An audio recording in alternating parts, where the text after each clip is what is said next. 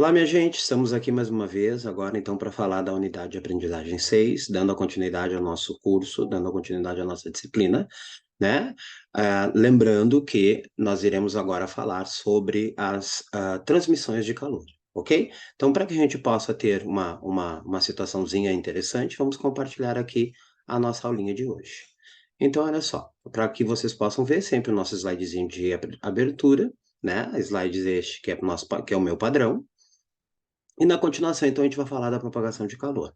A propagação de calor seria, então, a forma que o calor vai sair de um sistema e ir para outro, né? Então, nós vamos ter três formas. As três são condução, convecção e radiação. Mas não importa qual forma, ok? Todas elas irão obedecer à seguinte lei. O calor ele vai sair espontaneamente do elemento com maior temperatura para o elemento de menor temperatura. Certo? Nenhum corpo armazena calor, tá, gente? É muito importante que vocês lembrem sempre os alunos de vocês. Mas aqui, para a gente poder falar algo que interessa, né, que é dessa transmissão, a gente precisa definir um conceito muito forte, chamado fluxo de calor. E normalmente a gente acha que o fluxo, né, as pessoas entendem o que é fluxo, e na realidade elas não têm o conceito completo. O que que as pessoas acham? Que passar uma quantidade maior de carro, né, vamos pegar numa situação de um pedágio, passar, né, a quantidade maior de carro, né, significa aumentar o fluxo. Nós temos que analisar o tempo em que eles estão passando. Então, é muito importante que vocês associem sempre o quê? Quantidade por tempo. Mas, além disso, tem a questão da área. Então, vamos pensar o seguinte, que eu tenho uma placa com uma determinada área, por exemplo, essa área amarela aqui, e eu tenho uma quantidade de calor passando. Como é que eu posso aumentar o fluxo? Aumentando a quantidade de calor, sim, é verdade, né? Vai aumentar o meu fluxo, né? Mas eu também tenho que pensar que essa quantidade de calor, para ela aumentar, o tempo não pode mudar. Por quê? Porque se eu aumentar a quantidade de calor e aumentar o tempo que ela leva para passar, eu posso fazer com que, de repente, o fluxo até caia. Então, é muito importante que vocês entendam que o tempo interfere no meu conceito de fluxo. E a outra forma seria o quê? Seria aumentar a área. Então, vamos supor que eu tenho uma avenida, uma rua muito pequena, estreita, e a quantidade de carros que está passando por ali, ela vai fazer com que os carros levem mais tempo para passar. Então, o fluxo tende a cair. Para eu aumentar o fluxo naquela rua, o que que eu faço? Eu aumento, alargo, né? Vou alargar a minha rua. Consequência, eu vou aumentar o meu fluxo e, por consequência, né? Eu tenho o fluxo aumentado e aí a gente tem um conceito de fluxo mais ou menos fixado na nossa cabeça. O fluxo de calor ele vai ser definido pela quantidade de calor que está passando por uma determinada área durante um intervalo de tempo. Passou, aumentou a quantidade de calor no intervalo de tempo, está aumentando o meu fluxo. Sempre lembrando que eu tenho que fixar quem? Eu tenho que fixar a minha areazinha ali, certo? Bom, se eu não fixar essa minha área, eu posso estar variando, né? Eu posso, inclusive, aumentar ou diminuir, tá bom? Uma curiosidade, né? Olha só a unidadezinha do meu fluxo. Quantidade de calor é dada em caloria. E o tempo é dado em segundo. Então, a minha unidade de fluxo pode ser caloria por segundo. Mas caloria nós sabemos que no sistema internacional ela é transformada em joule. E aí nós vamos ter joule por segundo. E joule por segundo é o nosso watt. Sim, né? Esse fluxo de calor aqui, ele pode ser confundido também com potência térmica. Então é muito importante que vocês lembrem-se, né, que tanto a potência térmica quanto o fluxo de calor têm a mesma unidade, ok? Então, unidade, caloria por segundo ou watt no SI. Na sequência, nós vamos falar, então, por cada uma dessas propagações do calor, né? Então, a primeira delas é a condução térmica. Uma coisa importante que vocês têm que lembrar, que a condução térmica, ela vai acontecer em todos os meios, sólido, líquido ou gasoso, ok? Só que a gente evidencia mais nos sólidos, né? Então, quem já não pegou uma colher para, né, mexer em algo quente na panela? Naquela ocasião, se a tua colher não tem uma proteção na onde tu pega a tua mão, logo em seguida tu não vai conseguir mais pegar a tua colher. Por quê? Porque a temperatura da colher foi aumentando com o passar do tempo. Mas como é que ocorre essa condução? Essa condução ela vai ocorrer porque existem materiais que conseguem propagar o calor por dentro deles de forma mais rápida. Essa rapidez está associada ao quê? Ao tipo de material. Então, esses materiais são excelentes condutores. Então, quem são os nossos bons condutores? Os metais. né? Então, um ferro, por exemplo, é um ótimo condutor. Um alumínio, ele também é um ótimo condutor. Então, nós temos que pensar que esses materiais eles vão conduzir o calor por dentro deles. Só que uma coisa importante, a condução ela vai ser de molécula a molécula. Então eu sempre digo para os meus alunos, né, que um exemplo seria tu enfileirar lá X alunos, todos eles de braços dados, e o da ponta começar a se mexer. O que que vai acontecer? O segundo se mexe, o terceiro se mexe, o quarto se mexe, lá na extremidade vai estar mexendo bastante, mas durante ali a agitação vai diminuindo até chegar do outro lado. O que que nós temos ali? Nós temos basicamente uma transmissão de calor por condução. E aí, o que que vai acontecer? Esses materiais, eles podem conduzir facilmente ou podem conduzir com alguma dificuldade. Quando eles conduzem com uma pequena dificuldade, a gente chama eles de isolante térmico. Então, por exemplo, né, um tecido, ele é um isolante térmico, né? Pega lá madeira, é um isolante térmico. Então, por isso que normalmente, quando a gente pega com alguma toalha, algo quente, a gente não sente, ou quando a gente pega numa madeira, né? Também a gente não sente. Por quê? Porque aquilo ali, o calor está levando mais tempo para fluir ali dentro. Então é muito importante que vocês lembrem que a condução ela vai acontecer, né, nos três estados, sólido, líquido e gasoso, mas a gente vai evidenciar mais ele aonde? No estado sólido. Uma coisa que eu também comento aqui na respeito da condução é que normalmente as pessoas utilizam, por exemplo, no inverno, a questão assim, pega aquele cobertor que ele é mais quentinho. O cobertor está na mesma temperatura da gente. Tá, mas por que que ele é mais quentinho? Por que que a gente usa dizer que ele é mais quentinho? Porque na realidade, esse cobertor, ele é um isolante térmico.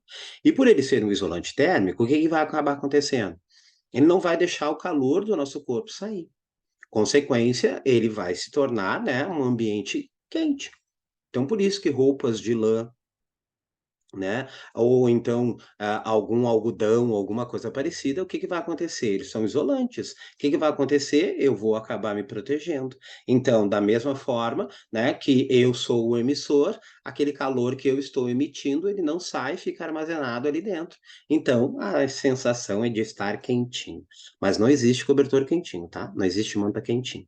O que existe é bom isolante térmico ou péssimo isolante térmico, certo? Então, eu não vou me tapar com um material que não seja um bom isolante térmico. O que que vai acontecer? Eu não vou acabar me esquentando. A fonte somos nós, certo? E o material não deixa o calor sair. Então, a gente se esquenta de forma mais rápida. Tá? Então, é muito importante lembrar disso. O que que vai acontecer? Nós vamos ter, então, por exemplo, a situação, né, da condução acontecendo. Como é que ela pode acontecer? Eu vou ter duas extremidades, uma com uma maior temperatura e uma com uma menor temperatura. Consequência, o calor vai fluir, né, da maior para a menor, certo? Só que isso vai acabar acontecendo até que o regime de condução se torne estacionário. O que que é isso? A gente tem que pensar assim, vai parar? Não, vai ter, mas o fluxo vai ficar constante, certo?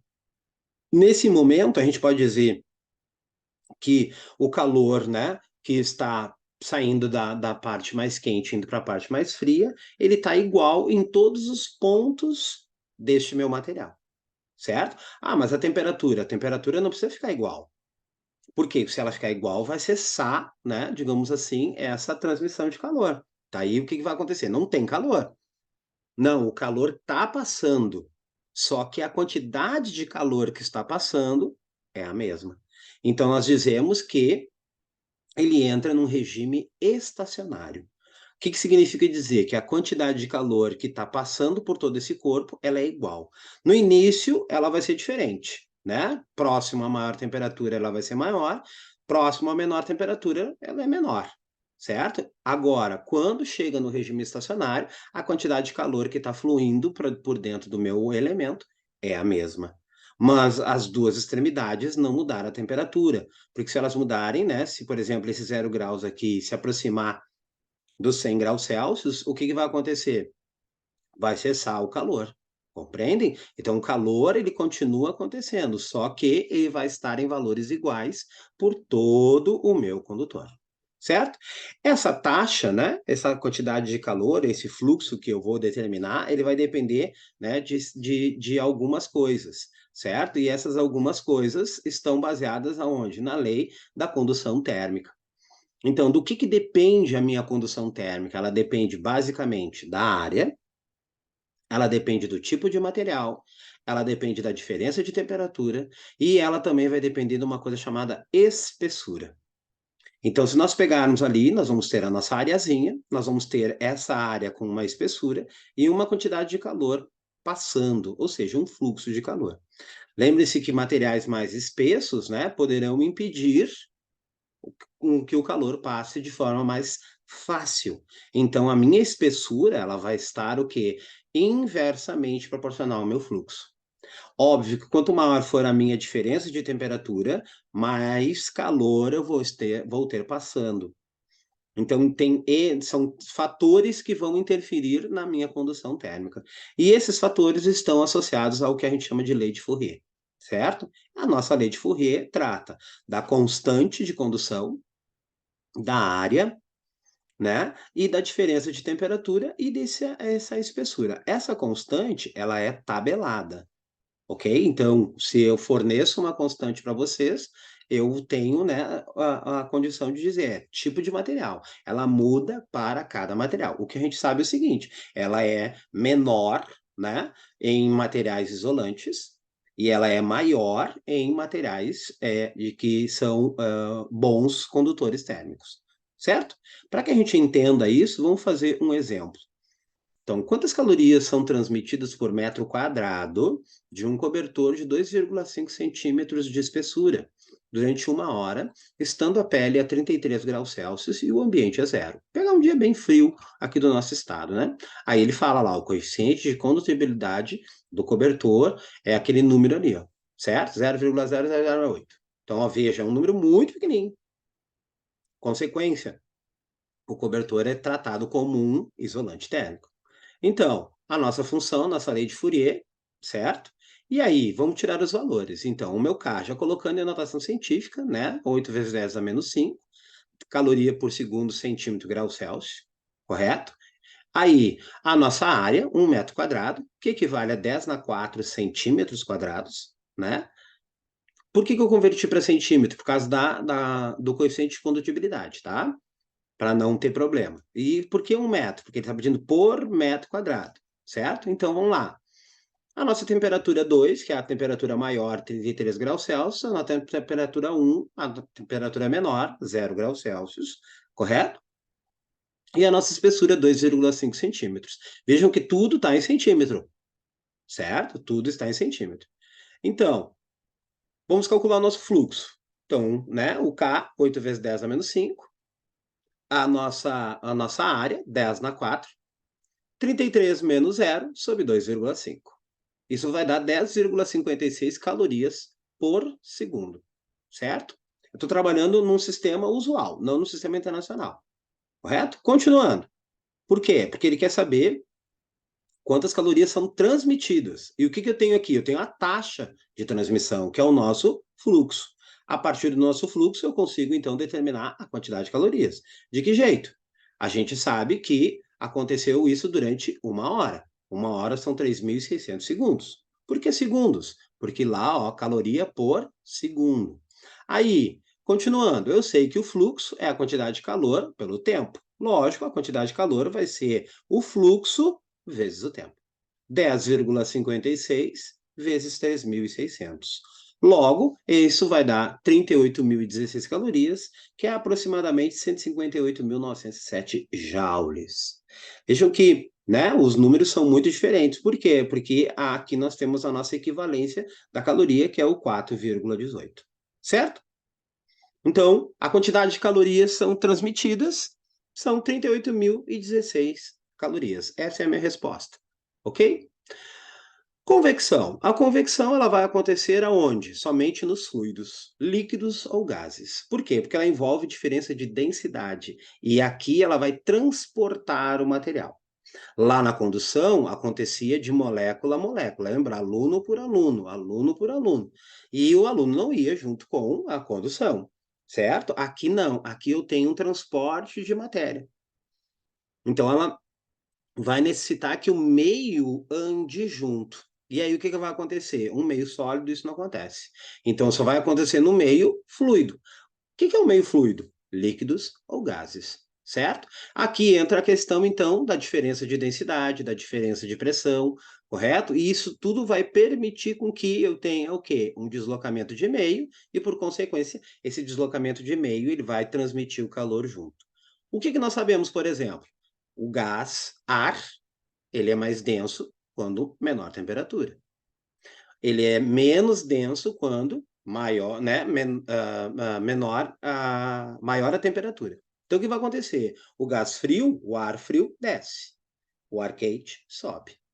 E aí a gente entende o funcionamento de ar-condicionado, o funcionamento, né, de geladeiras, certo? As geladeiras que têm aquele frost free, né? O que é o frost free? O frost free é utilizar um sistema de refrigeração sem ter o congelador. Então, o que vai acontecer? Ele vai pegar o freezer lá e vai deixar o ar frio cair. E aí ele vai acabar resfriando tudo que está dentro dela, certo? Então, o ar frio, ele é mais denso, ele vai cair. Então, por exemplo, um split. A função do split, basicamente, ele é colocado. Quem é o split? Nosso ar-condicionado. Ele é colocado lá em cima. Ele é ideal para o verão. Por quê? Porque ele vai refrigerar o ambiente de forma mais rápida. Agora, no inverno, ele não é tão interessante. Por quê? Porque ele está lá em cima. O que ele vai fazer? Ele vai, primeiramente, pegar o ar frio, o ar quente e jogar para cima. Só que o que vai acontecer? Ele vai esquentar o teu ambiente, vai, só que ele vai levar muito mais tempo. Então, qual é o ideal? O ideal seria o split ir para o chão. E aí o que vai acontecer? O ar quente sobe e, né, esquenta o ambiente de forma mais rápida. Então, aqui entra o conceito das correntes de convecção, né, que vão acontecer por diferença de temperatura ou diferença de pressão. Pega lá um dia muito quente, que vocês estão dentro do ambiente com o ar-condicionado ligado, se vocês abrem a janela, o que vai acontecer? Aquele ar quente entra. Por que ele entra? Por diferença de pressão. Então, ali nós temos o que a gente chama de corrente de convecção, certo? E essa corrente de convecção a gente utiliza, por exemplo, para esquentar água, né? Então a água ela chega a uma temperatura, que vai acontecer? A água fria vai descer, a água quente sobe, a água fria vai descer, né? Criando as correntes de convecção. E essas correntes de convecção é que então vão aquecer a nossa água dentro de uma panela. O mesmo acontece dentro de um refrigerador. O ar frio desce, o ar quente sobe.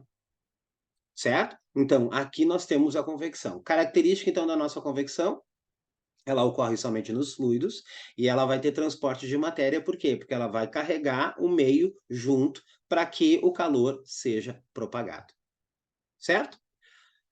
A nossa última, irradiação ou radiação, vai depender de quem, né? O conceito é igual, tá? Então, como é que vai acontecer essa radiação? Essa radiação ela vai acontecer sob forma de ondas eletromagnéticas. Quais ondas eletromagnéticas? Basicamente, os infravermelho, né? O infravermelho é a onda eletromagnética que carrega mais energia.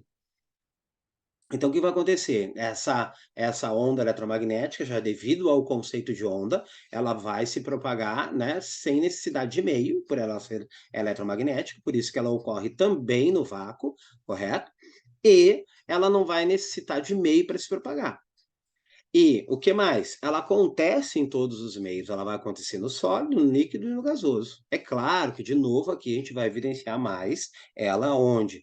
No gás, né? Podemos evidenciar ela no líquido? Pode evidenciar ela no líquido, mas a gente vai evidenciar mais ela onde? Quando tiver meio, no gás. Mas a característica dela é que ela também não vai ocorrer no vácuo, né? Ela também vai ocorrer no vácuo, desculpe. O que vai acontecer? Nós temos aí, quanto maior for a temperatura do corpo aquecido, maior será a quantidade de calor transmitida por radiação. Que radiação é essa? Infravermelho. Essa irradiação, ou radiação, a forma, né, de transmitir o calor, ela está sendo muito utilizada hoje. Aonde? Nos sistemas de aquecimento de água por luz solar. Ou então, né, no sistema de obtenção de energia elétrica por luz solar. ok? Então, o que nós vamos ter? Do mesmo jeito que nós tínhamos ali a convecção na situação aqui, né? A convecção acontecendo, né? Por exemplo, nos aerogeradores, né? Lá que o vento vai passar por diferença de temperatura, aqui na irradiação a gente tem, então, também a geração de energia por irradiação solar, ok? Então, a gente tem aqui a situação de aquecer, né? Então, nós temos o aquecimento da Terra por ondas eletromagnéticas, ok? E nós também temos, né, a situação de aquecer, né, nos aquecermos a partir do fogo de uma lareira, né? Existem aqueles que eu costumo brincar, né, ventilador de radiação, que ele, na realidade, ele é uma estufa com uma resistência no meio, correto? E ele fica girando. Eu não sei se vocês já viram, tá? Esse ventilador de radiação, ele se utiliza do processo de radiação, que a nossa pele consegue sentir, né, o calor. Então, se tu aproxima a mão da tua pele, aqui tu vai sentir calorzinho. Esse calorzinho é a nossa radiação. O nosso corpo emite uma radiação porque ele tem uma temperatura constante, certo? Bom, as aplicações da irradiação, né? Nós vamos ter lá assar um bolo no forno, nós vamos ter a questão da lareira, né? A lareira para aquecer, certo? O ambiente. Nós vamos ter, então, uma central fotovoltaica, muito importante, né? Fotovoltaica, não tem nada de fotoelétrica. Fotovoltaica é conversão de energia de luz solar em energia elétrica, correto? Ocorre por radiação, correto? Aí nós vamos ter, né, a nossa central termosolar. O que que é isso aqui, Aston? É do Google, né? Que fica lá no deserto americano. Essas torrezinhas aqui no centro são pontos onde o sol, quando bate nesses espelhos, convergem para aquele ponto lá, e aí lá eles vão aquecer uma quantidade de água. E aí aquela quantidade de água, ela vai, né, ser jogada para dentro de uma turbina e vai gerar energia elétrica, tá? É diferente a situação da fotovoltaica, tá? Aqui é termosolar, certo?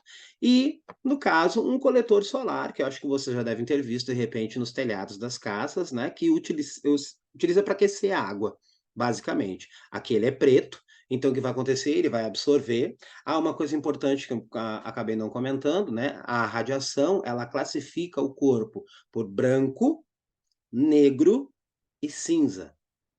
Branco reflete toda a radiação. O preto absorve toda a radiação. E o cinza são as cores.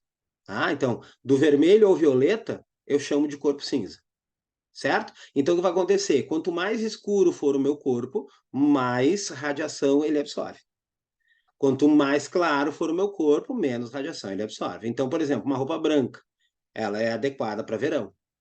Por quê? Porque ela vai refletir a luz solar, certo? Uma roupa preta, ela é adequada para o inverno. Por quê? Porque qualquer luz ela vai absorver por radiação, certo? E é muito importante a gente entender isso, tá? Então, mas a moda é moda. Ok, tranquilo. Quem quiser usar preto, vai usar preto o ano inteiro, só que é muito importante lembrar que no verão ela vai passar um pouco de trabalho, certo?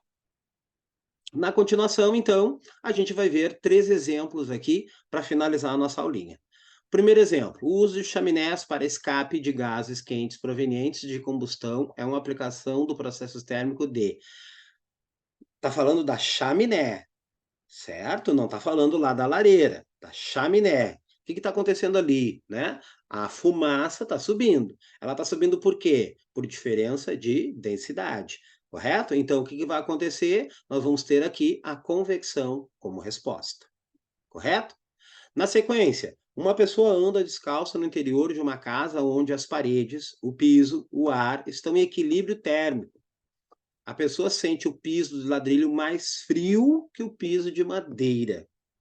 O que nós estamos pensando ali? Nós estamos pensando numa condução. Mas essa condução vai acontecer por quê? Porque o piso tem uma condutibilidade maior do que a madeira. A madeira é isolante, o piso não é tão isolante. Então, letra A, os efeitos psicológicos? Não, né, gente? Letra B, a diferença entre os calores específicos do ladrilho e da madeira até poderia ser. Se vocês lembrarem lá, o calor específico está associado ao quê? A mudar a temperatura, né, rapidamente. Só que eles dizem aqui, ó, que está em equilíbrio térmico. Então não tem diferença de temperatura a princípio, né? O que nós temos é sensações diferentes. Então, letra C, as diferentes propriedades de condução do calor do ladrilho e da madeira. Essa é a nossa resposta, né? Então, mas o calor específico do ladrilho é menor, realmente, mas isso não está naquele momento provocando a diferença, tá? Por quê? Porque não tem diferença. Está dizendo aqui, ó, equilíbrio térmico. Então, tanto o piso, né, quanto a madeira estão na mesma temperatura. E a terceira e última identifica a alternativa correta. A irradiação é um processo de transmissão de calor que só se verifica em meios materiais. Não, a irradiação se verifica em todos os meios, inclusive no vácuo. B, a convecção térmica só ocorre nos fluidos, ou seja, não se verifica no vácuo e tampouco em materiais no estado sólido. Opa, essa daí está fechando. Mas vamos ler as outras. A condução térmica só ocorre no vácuo. Errado, né? Ela precisa de um meio sólido, líquido ou gasoso para acontecer. Letra D, a condução e a convecção só ocorrem no vácuo. Não. Só a única que ocorre no vácuo é a radiação ou a irradiação. E letra E, no vácuo, a única forma de transmissão de calor é por condução. Errado, né? Então, a nossa alternativa correta é a letra B. Certo? Deixa eu só parar aqui. Então, minha gente, essa foi a aulinha de hoje da unidade de aprendizagem 6. Espero que vocês tenham, né, retomado alguns conceitos que vocês trabalham com os alunos de vocês e que vocês possam utilizá-los, né, nas suas aulas, ok? Ficamos por aqui e até a semana que vem. Tchau, tchau.